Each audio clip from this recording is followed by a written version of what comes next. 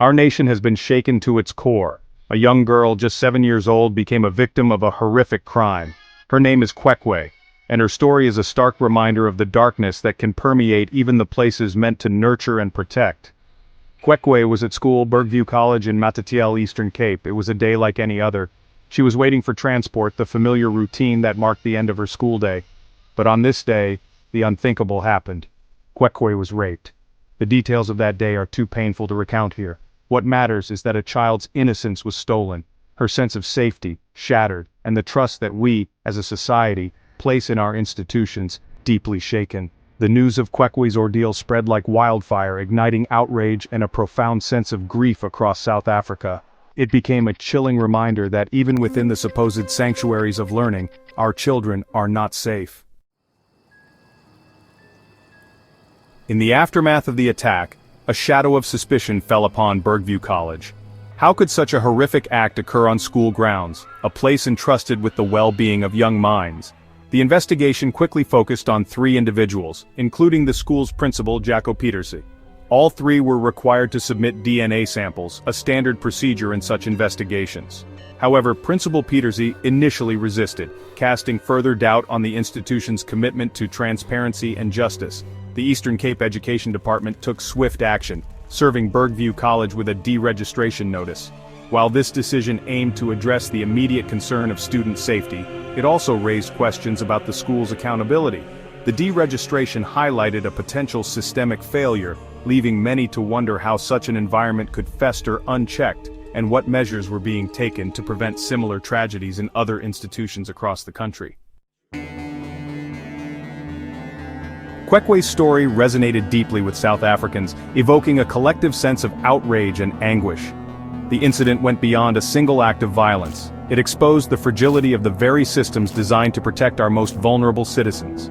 The public's trust in institutions, schools, law enforcement, and the government eroded further. The questions were unavoidable. If a child cannot be safe at school, where can they be safe? If those in positions of authority are implicated in such heinous acts, who can be trusted? The outpouring of anger and grief was palpable. Social media became a platform for shared grief, demands for justice, and calls for accountability. The incident forced South Africa to confront an uncomfortable truth that the scourge of gender-based violence and child abuse had permeated every corner of society, leaving no one untouched by its devastating impact. Section 4. A Plague on Our Nation. The stark reality of abuse in South Africa. Cwecwe's case, tragically, is not an isolated incident. It casts a harsh light on the pervasive reality of gender-based violence and child abuse in South Africa. The statistics are a stark reminder of the epidemic we face. According to the 2019 to 2024 Court Preparations Program report, a staggering 5,385 sexual abuse cases were reported. Of these reported cases, only 838 were finalized in court, resulting in a mere 230 guilty verdicts. This translates to a conviction rate of just 4%, a chilling testament to the fact that justice often remains elusive for victims and their families. Furthermore, a staggering 4,547 cases remained outstanding, highlighting the chronic backlog within the justice system. This backlog not only delays justice but also risks re-traumatizing survivors forced to navigate a complex and often insensitive legal process. These figures, while shocking, represent only a fraction of the true extent of the problem. Underreporting due to fear, stigma, and a lack of trust in authorities remains a significant challenge. Cwecwe's case, therefore, serves as a grim reminder of the countless untold stories of abuse that continue to plague our nation. Section 5. Voices of Fury and Hope. Public and Political Responses to Cwecwe's Ordeal. Cwecwe's story ignited a firestorm of reactions across South Africa. From the streets to the halls of Parliament, voices rose in a chorus of anger, demanding justice for Cwecwe and an end to the pervasive culture of violence against women and children. Protests erupted across the nation, with citizens taking to the streets to express their outrage and demand accountability. They held signs bearing Cwecwe's name, a symbol of a collective fight against the injustice she endured. These demonstrations were not just about one girl but about all victims of abuse, their voices amplified by a nation's cry for change. Politicians from various parties joined the chorus of condemnation.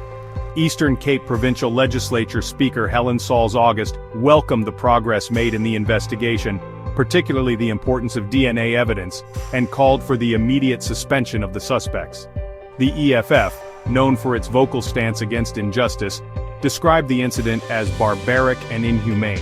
They criticized law enforcement agencies and the school for their handling of the situation, and wrote to the Portfolio Committee on Police demanding updates on the investigation.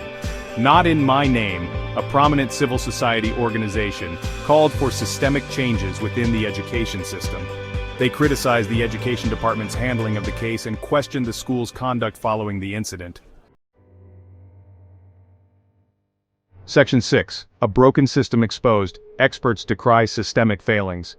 As the nation grappled with the Cwecwe case, experts and child advocacy groups stepped forward to highlight the systemic failures that allowed such a tragedy to occur. Their insights exposed a deeply concerning reality, that the systems designed to protect children were failing them. Shahida Omar, the CEO of the Teddy Bear Foundation, a leading organization working to prevent and address child abuse, spoke out against the dire situation. She highlighted the severe lack of resources, manpower, and specialized training within the police force and social services.